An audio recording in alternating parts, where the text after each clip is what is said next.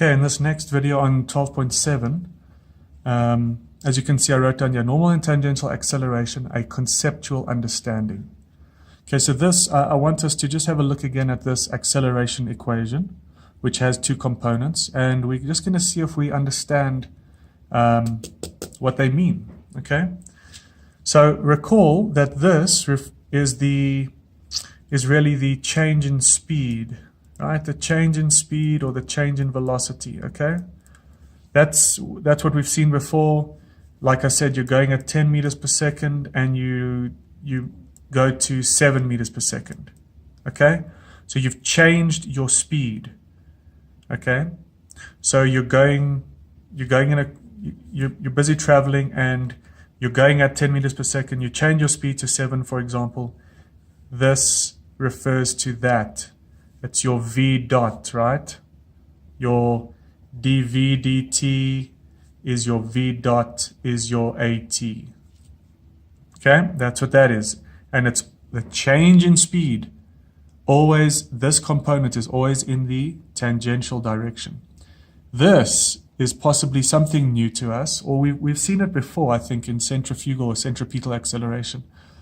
You've seen this before, but perhaps you didn't understand really what it means. This is an acceleration where we talk about the change in direction. Okay?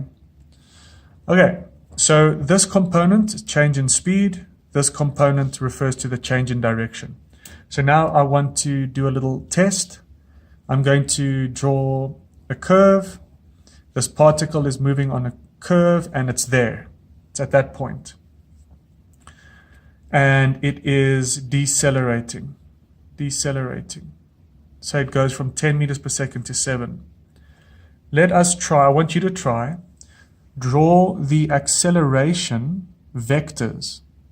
Okay, remember, we've got the normal direction here and we've got our tangential direction. So this car or whatever is going in a curve and it's slowing down, okay? So what are my vectors going to be, and what is my resultant acceleration vector going to look like? Well, because it's decelerating, it means it's changing speed.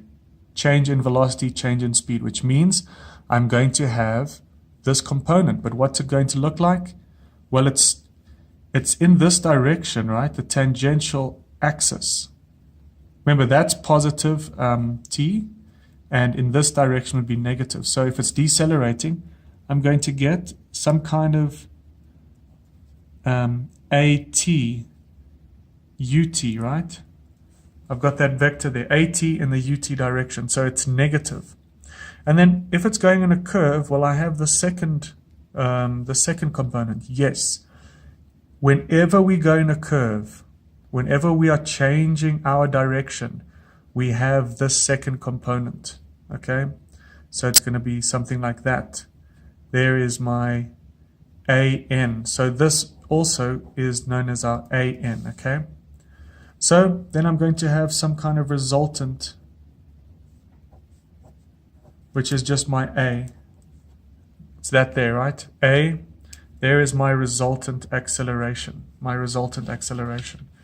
If I'm going in this curve at a constant velocity, right, there's the car. Right, remember that our normal direction is always to the center of curvature. There's my normal, and I'm going in this direction. So my positive t is there. Okay, so this car is going around the bend at a constant speed. What are we going to have? Are we going to have this first one? Just make sure you answer before I answer. No, we're not going to have the first one because our velocity is constant. So we don't have v dot, we don't have dv dt, so we're not going to have that. But we're going in a bend, we're changing our direction, so we're going to have this one.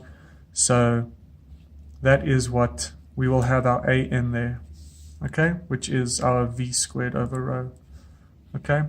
So I just want you to have a conceptual understanding of what's going on here. Then what about you going in a straight line? Straight line now. Okay, and you are moving from 120 kilometers an hour to 140 kilometers an hour. Straight line now. Okay, are you going to have the first component of acceleration? Yes, because you're changing speed. Okay, so at that point, there's the particle. We're going to have that first one, which is my AT. All right, what about the second one? No, we are not going to have the second component because first of all, we're not changing direction. There's no change in direction.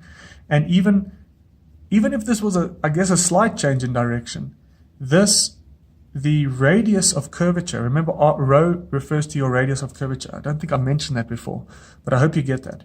Our radius of curvature is infinite. It is extremely large. So v squared over something very, very large is going to make this whole component 0. Okay? All right, guys, so I hope this gives you a bit of a conceptual understanding of what we're working with here. Just recall, just quickly, because I don't want to make these too long. Remember, if you're doing projectile motion, okay? Recall that your acceleration vector, resultant acceleration vector was down there. I just want you to see if you know this answer. This is the resultant acceleration vector. And we analyzed this, if you recall, in 12.6. We analyzed it with rectangular components, x and y. Okay? There's the resultant acceleration vector. That is what is happening. Now I want to ask you a question, and we can look at it in the next video. If I were to use normal and tangential components to analyze the motion of this particle, right? So that means I've got my normal direction, my tangential direction. Would I get a different acceleration? There is my resultant acceleration for my projectile motion. Recall that it was just g down, right? Now what would change? This is the question. What would change if I used the normal and tangential acceleration? Would my resultant acceleration change? Okay, so I'll leave that to you. Cheers.